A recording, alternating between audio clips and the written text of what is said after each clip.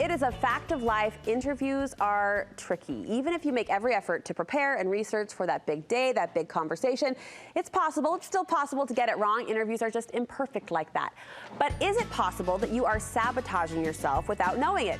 My next guest is here with a formula, suggesting words that may backfire in your interview. Carly Hazen is a top corporate recruiter. She's here to help, and drawing on your experience as a recruiter, that term self-sabotage indicates we're doing something that we may not know is wrong. So where do we go wrong? Well, first of all, there are traps in an interview, for sure. And I think that a lot of times the question isn't about how you answer it, necessarily what you say, but the meaning behind it. They're trying to decide if you're someone who's going to add drama, fit into their culture. So there's definitely a lot going on behind the questions, which is my disclaimer to say, don't be too hard on yourself, because self-sabotage, some of these are traps. Some of these are kind of meant to lead you down an area. And so you have to really keep in mind that the goal is to stay positive. The goal is to really kind of know yourself. The goal is to be practiced. The goal is to be researched, because that's really what they're trying to get at, right? How prepared are you? Some of these questions are really about testing your confidence, and a lot of them are about testing your character.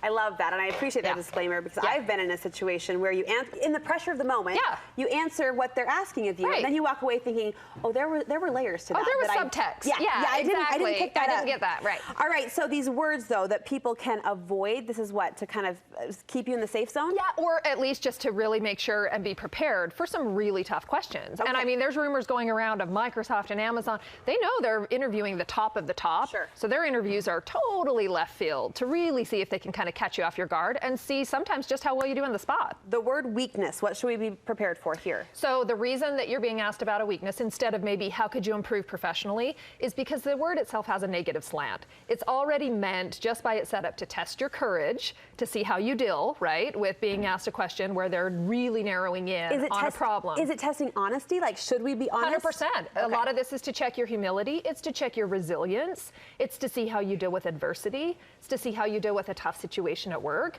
So it's really meant to test you. It really is. It's not only testing your courage, but it's testing your character in terms of how you handle difficult situations. So we own it? You own it. And it can be a minefield or it can be a gold mine, depending on how you want to answer it, and to really show humility.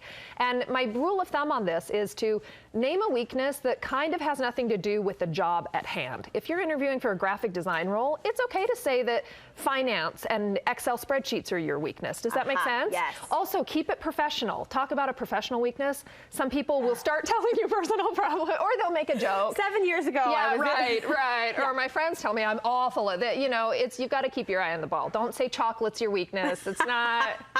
No. But it is. Okay. All right. The word learn. Where does this go wrong? So I think that people like to say, you know, oh, I'm applying for this job to learn. I can't wait to learn from this experience. I was drawn to this because I have so much to learn in the field of, you know, finance, law, whatever it is. Radar. I don't want to be a teacher as a boss. Well, and people say, oh, how fun for you to come in and take advantage of my staff to draw, and then potentially bounce and take your skills and experience that we've invested in you to another employer. So you need to be able to, of course, you want to learn from this. And of course, that's valuable later on. But in the interview, you're being tested on what unique attributes you have to offer that job that no one else can. So you need to stick on what is in it for them and later focus on what's in it for you. And that may be learning. What about the word comfortable? Why is this a buzzword gone bad, potentially? Right. Well, again, it's like learning. You just want to kind of espouse that, you know, oh, the job description, when I read this, I just felt so comfortable. I feel like this is all within my wheelhouse. I'm totally comfortable in this environment. Well, no one wants comfortable all day long, right? A lot of our companies, especially in Utah, the landscape has changed. We want innovators. We want people who think outside the box. In fact, questions now will be thrown at you, in what ways do you challenge the status quo?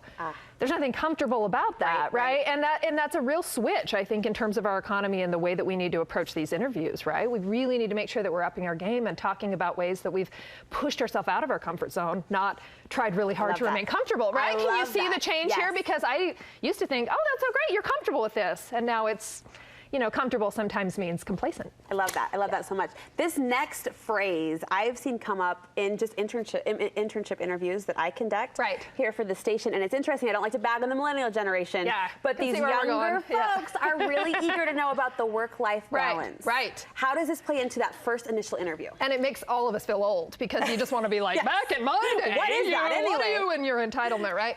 But I think that, a lot of the times with this newer population, we're getting right to the heart in the interview about what is in it a little bit for me and work-life balance, and they want to start talking about money and healthcare, and all of that is appropriate when it becomes about you, and it's become about you because you're starting to enter offer territory.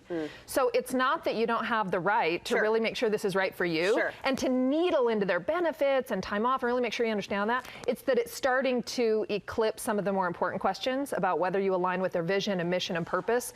Save it. Just save that whole conversation. And once you get the call from a recruiter or hiring manager that says, you're our top candidate, we'd like to start discussing an offer, or what are your expectations? Once you're invited, then you can ask all of that. And it's totally welcome and appropriate. It's that starts bleeding into the very first interview. And people will ask a lot of times the work-life balance question. Work-life balance is really important to me, or I have a young family, I'm just wondering about what your policy is. Can you telecommute? And already they're thinking, too early. It's all about you and not about us. I like that theme. Keep it about them in those initial conversations. Nervous. Does the word nervous backfire on people? It does, because I think that it's meant to kind of just take the edge off, and people say, oh, this is starting to feel so comfortable. I was so nervous at the beginning. And a lot of the interview stage alone is to just test how well you do when you're on, and your confidence and your ability to kind of be at ease in a situation.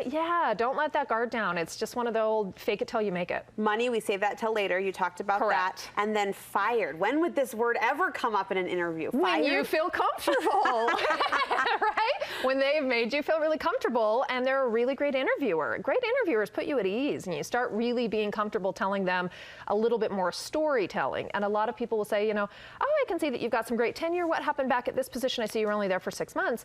And they'll just comfortably say, well, I was actually fired from that role.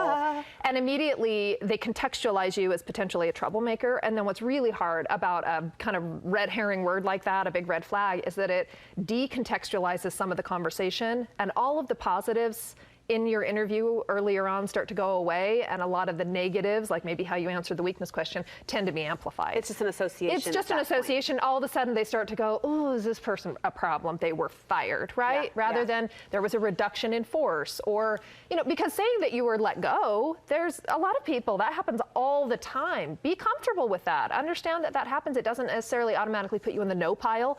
Being able to talk about it diplomatically is what puts you in the no pile, right? Or just being very, disregarding of it. Oh, I didn't get along with those people. I was fired from that one. But my next job, this and this and this, right?